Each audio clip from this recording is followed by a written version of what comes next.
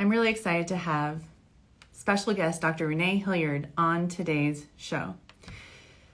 She's not only an OBGYN, she's also my OBGYN, and she's a very, very dear friend of mine. And you guys are going to get to know her a little bit more. Hi, everyone. So she's been on the show before. She's talked to us about her coaching, and today she's going to talk to us about something a little bit more personal. So I'm just going to wait for her to join us, and we'll invite her on and we'll talk. The title of today's show is The Impact of Racism in America. Dr. Renée Hilliard shares her experience as a Black female doctor. So she'll be coming on here in a second, and I look forward to talking to her. Here she is. I'm going to invite her right now. She'll be joining us in a second. So I can't wait. Here she is. Hi, Renée. Hey, Abby. Thank you so much for having me on. Of course. Thank you for being here. I really appreciate you taking the time out for us. So, I would love for you to just tell people about yourself, about your practice, and go for it. Yeah, well, you look beautiful as always. Oh, I was just admiring. Thank you. Yeah. So I'm a intimacy and relationship coach now. I practiced medicine for 20 years, as you know, as an OBGYN, and then recently made that transition into coaching.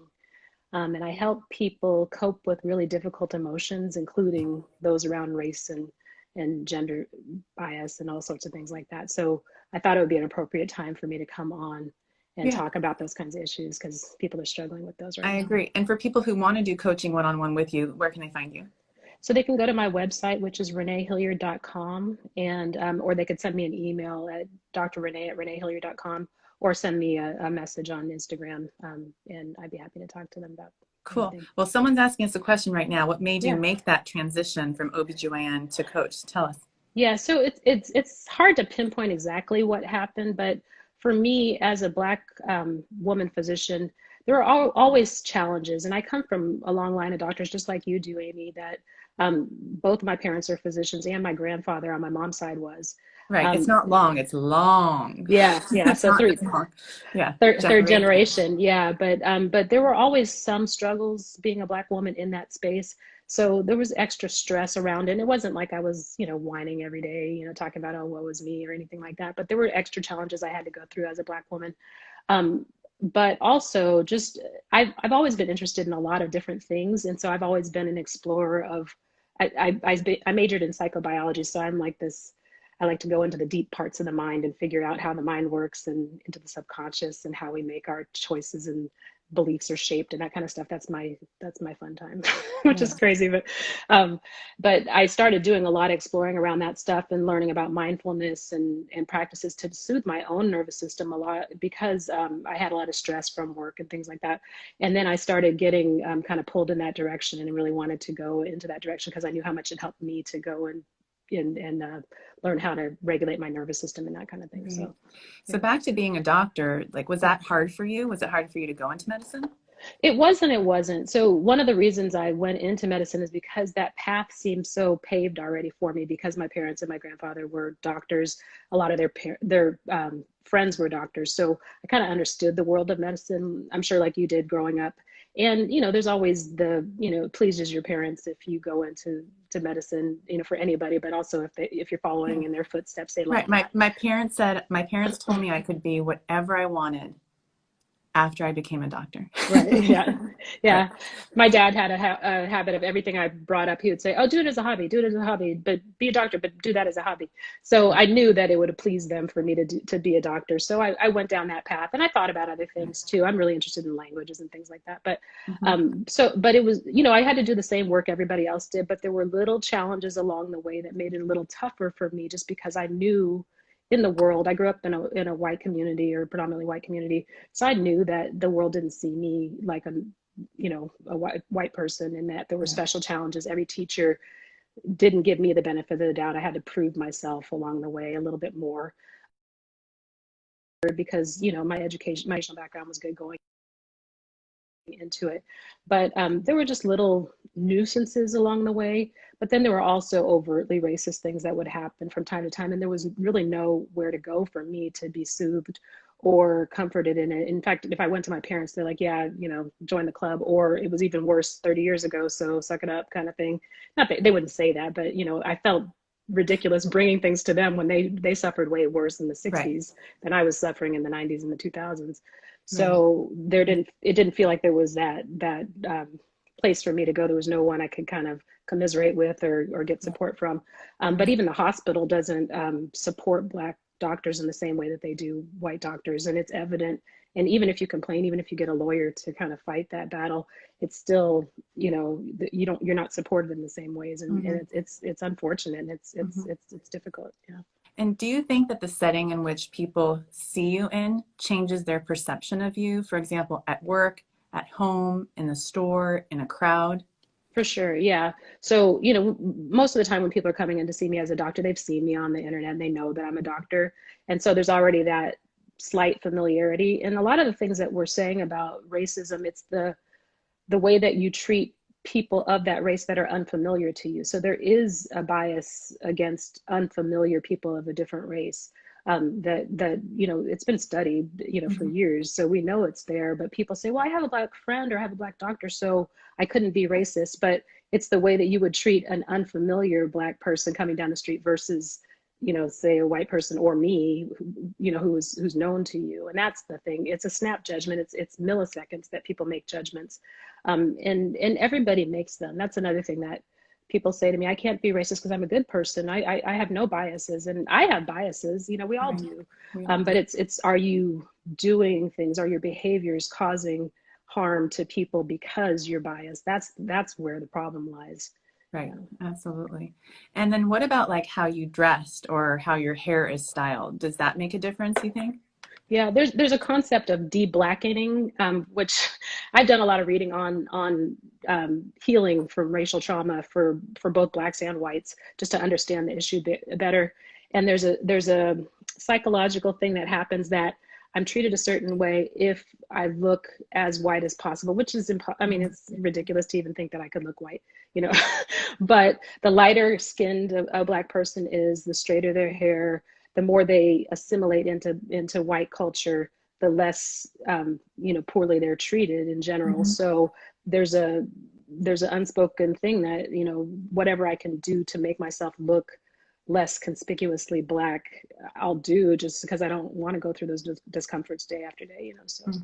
And I feel like in the Middle Eastern culture, children, it's the same thing. I couldn't go out in the sun, there's this bias, depends on the color of your skin. My mother would be so upset if, it's like in Indian culture, it's the same thing. You know what I mean? So if you get tan in the summer, then your mother's like horrified. Yeah, I know. And you don't forget those kinds of things. Right. So you mentioned some stuff in your newsletter. And for those of you who are watching who haven't signed up for your newsletter, can you remind us where to find your newsletter? Yeah, so if you go to reneehilliard.com, and you could either subscribe there, or you can just look at my blog entries and get some information there. So you shared something pretty powerful in your last newsletter about how you had this experience with the security guard at the mall, and then patients who didn't recognize you, and then they recognized you. Can you talk to us a little bit about that? Yeah, so like I said, I've been treated well by most people. I think most people are good people, and I'm an optimist, and I have a positive outlook on the world. But it's those little moments, like if I'm walking into the hospital at nighttime in the rain and I have a hat or a hoodie on, and I have a key to the hospital, and the door slides open and there's a security guard there. There's this, no, you can't go any further. And I'm like, I just let myself in to this locked door. So and then once I take off the hoodie, oh, sorry, doctor, but I know it's that their millisecond judgment on my skin color is what's causing them to do that, because I don't see them behave that way with white doctors. Right. There was a study that showed that at Best Buy, most of us are familiar at Best Buy, they check your receipt, that it's a random check, but I know almost 100% of the time I'm going to be checked. And so I just prepare for it. I don't even try to make an issue, because I don't want to be reminded that I'm different in the eyes of the security, or I've been followed in stores. And I've even confronted people for it. I was followed in a beauty supply place, and I turned to the woman, I said, are you following me? And I tried to be as calm as possible. And she said, I have to follow you because you're going to steal something. And I walked out, but not without a few words, but it wasn't one of my finer moments. But, it's just a constant reminder that you're not seen in the eyes of the world as a whole human. And it's hard to stomach that, but it's true. And then when you bring an issue up with people, like I had a employee comment on my body one time. There's an over familiarity sometimes with Black people, that you're not given the immediate respect that maybe you should be as an employer or whatever. And she commented on my body, and I just said to her that it was offensive to her, I mean, to me, and she commented on my butt.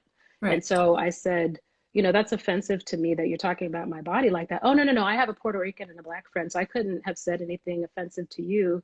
And I was like, okay, that's irrelevant, but you offended me. And she never issued an apology, and I just had to drop it because I was like, you know, what am I going to do? But you almost are afraid to bring up those kinds of things because, you know, it's usually received in a, you know, negative way, or, you know, people don't generally like to be called out on their racism. So, you know, it's uncomfortable, but nobody ever died from a feeling. So if it's uncomfortable for you, I'm sorry, but it's something that needs to be discussed. And in order for us to move forward and have a better world where every human is, you know, respected the same, protected the same. And that's my real reason for being here today. It's like, I can deal with annoyances and irritations. I've been called the N-word at work. I don't think, you know, people can't understand what that feels like, but most of those things I can brush off. And I wasn't comforted by, you know, people that witnessed that. The white nurses that witnessed it almost wanted me to comfort them because they thought it was so horrible. And I'm like, what about me? You know, but at the same time, I can deal with those kinds of things, but it's the safety issue, you know, that's a humanitarian issue that my brother, my cousins, my nephews potentially could die for this. When I'm stopped at a, you know, by a cop for speeding, you know, 5 miles over the speed limit, I could die for that just because I'm irritated by the way he's talking to me, and I decide to say something. I could end up dead in that interaction. If somebody sees me walking in my front door in a nicer neighborhood, they may perceive me as an intruder, call the police. I could die that night.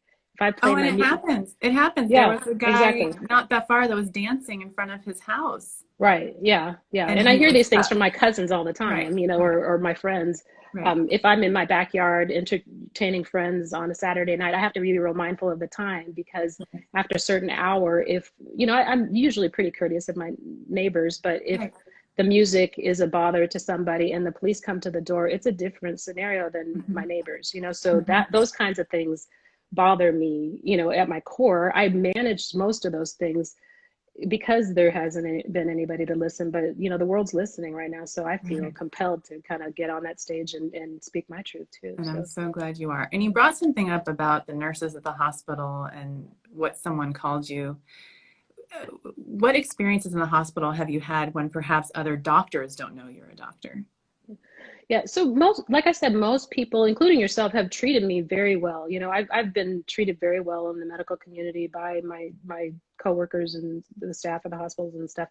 But every once in a while, I'll be walking down the hallway, and I rarely go to the hospital in like sweats or something like that. I tend to kind of overdress just because I know how I'm perceived. But I'll be walking down the hallway, and another doctor that I know well, that I've known for 15 years, doesn't at first recognize me, and I'll speak to them. And it's hard to describe, because I'm really good at micro expressions. You have to be as a Black person, but there's this whole, like, you know, I couldn't know you kind of, you know, it's like their face, it looks like, oh, why is this person talking to me? Oh, you know, it's like they're surprised that, you know, it's almost, it catches them. They realize that they may have had a bias, like they weren't going to look your way, they weren't going to be friendly. And I speak to almost everybody I pass anywhere I go. When I walk down the street in my neighborhood, I speak to almost everybody I pass, and rarely does anybody return that to me. And I know why, but I'm not going to stop being friendly. But there's that, you know, that hiccup moment when somebody realizes that they've been biased, and, you know, they finally will speak, but it's like an uncomfortable laugh, and, you know, but it's just, you know, you notice those things. So right. And what do you think society's perception is of being Black? There's a couple of different things that I've heard that make me think that, you know, people don't automatically think that I'm intelligent. You know, there's a surprise when people come to find that I'm intelligent. So it must be that people perceive Blacks as less intelligent. And Black women actually are the demographic that is the most highly educated in this country. Most people don't know that we represent 6.5% of the population, but 9.7% of college students are Black women. Yeah. So, it's almost I mean, you can make of those statistics what you will, but there's a perception that we're stupid, that we got where we got by affirmative action. I've had students come up to me and say, "You're taking a white man's spot," and I'm like, I didn't even put my race down on my application because I wanted to know I got in on merit. Right. I could have, but I didn't, and so. Like, this is offensive and get out of my face, Right. but it's just those little, medical school's hard. And then to have that on top of it, it's like, please, that we're dirty. If I go to return an item, I rarely return items to the store because, at least in person, because there's like a look of disgust by the salesperson if I'm returning something and there's an assumption that it was either a theft or that if I've worn the garment that, it's extra dirty or something, there's that kind of disgust and dirtiness. I've had people comment on, Black people don't wash their hair very often, do they? You're so dirty and gross. I've heard that, or people think that because they're friendly with me that they can talk about the Black population. I've heard very candid things about what people feel about Blacks because they think that I'm a friendly Black or whatever. And I'm like, I don't really appreciate hearing your biases. It's like almost a confession, like, oh, those people, or why did the Blacks do that? They're so whatever, dangerous. The snap judgment is fear. So I see women clutch their children close to them. When I walk into a public restroom. I'm not in the child nabbing business. I don't want kids, but I get that, and it's ludicrous to me. Or they move as far away from me in elevators they can, sit as far away as they can, that kind of thing, or just those kinds of things. They're a nuisance, but they're there. And then how, as a coach, do you help people navigate their emotions about all this? Yeah. So in coaching, there's this concept of shadows. Most of us say, oh, I'm a good person. I do good things. All of us has all emotions. My dad always makes the joke. He says, can you kill somebody? And I said, oh, no. And he says, 6 weeks in basic training or police academy, you can kill somebody. Everybody has the potential to do whatever people do. It's whether you decide to behave from those feelings and those beliefs and those, the emotions that's important. So people who think they're good people say, there's no way I could have bias. There's no way that I could be a bad person and think down on somebody or be, angry or whatever other uncomfortable emotion they have.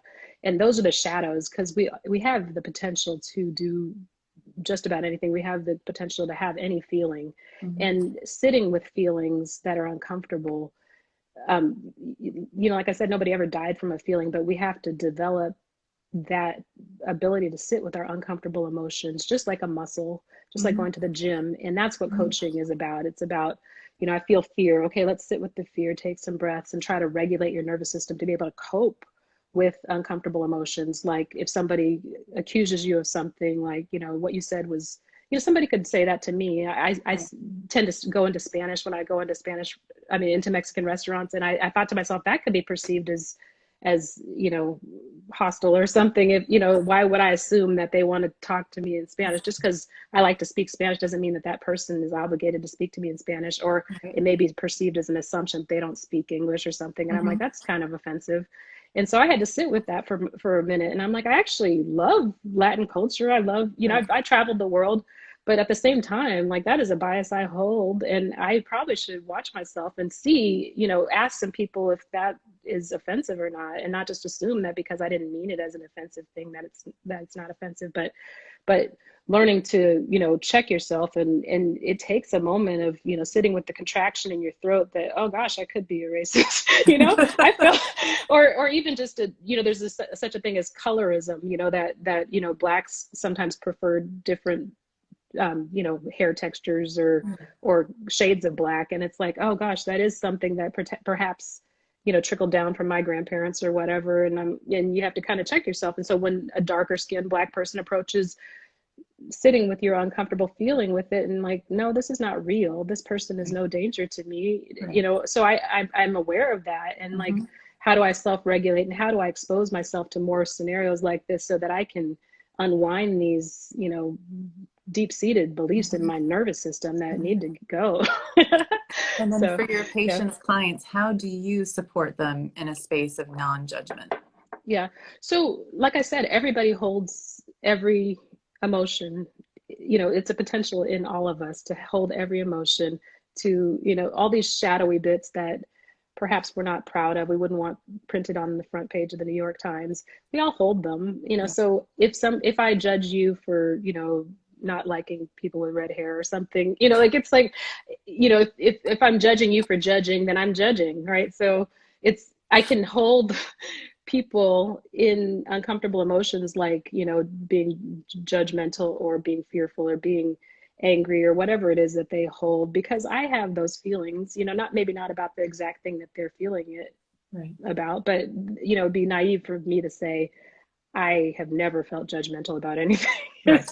That's ludicrous. So I understand that feeling, and I can help you, get comfort around whatever it is you're wanting to get comfort around, and kind of explore your different emotions and like dissect it and put it all out on the table and unpack it in a safe container where I'm not, I'm not here to criticize you. If you want to move beyond it, you don't have to want to move beyond it. Some people choose to keep their beliefs where they are and they're comfortable there. But I think part of maturity is really challenging yourself, pushing yourself past your growth edge. This is, like I said, this is not something anybody wants to talk about openly or, even behind closed doors, but it's something that is necessary if we're going to move beyond this and have a better society. And, and I can do my part by holding somebody in a container where I'm not, it's confidential, and I'm comfortable enough with the topic of race that no matter what view you hold, I'm not here for you to just dump all your garbage on and not want to do anything about it. Now I've confessed it, and so I can move on. It's not that. It's that if you really wanted to get to a place where you can unravel some of these beliefs that you may have adopted from your family or wherever else, from society, just, it would be weird to grow up in this society and not have some kind of bias, based on skin color. So if you have that, it's not news to me. And I'm okay with you exploring that and trying to figure out your shadows and, get rid of beliefs that don't serve you, and adopting, more healthy beliefs, and giving you some tools to, be able to challenge your nervous system with exposure to certain things that may help you settle your nervous system when you're in those situations. And that's key in growth, is that, if I'm scared of dogs or whatever, you kind of, get closer and closer to dogs until you're familiar with them. And then you have some positive experiences, and you can change your beliefs based on exposure, but you can't change it without facing the issues. So. Right. Someone just asked a question, and I have more questions for you. Did you say there's some racism within your own race, is the question that they asked?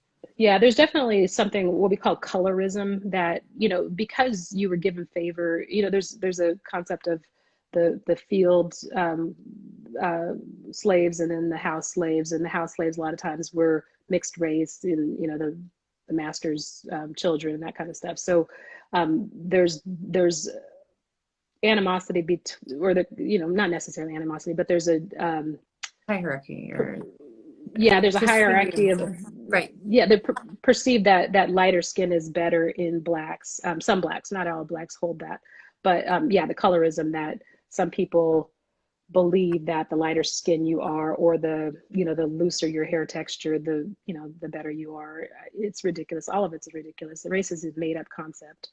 And a lot of the things that we believe about race, as far as, intelligence and all that stuff, were made up by scientists to, lend support to why this group needs to be oppressed, and, why it's okay that we mistreat this group, because they're inferior. And there's a lot of, DNA evidence now that race is not even a real concept. So, but within the Black community, there's definitely sometimes a desire for people to have their children be lighter, so they may, choose partners that are either lighter skinned or white, to try to lighten up their kids and that kind of stuff.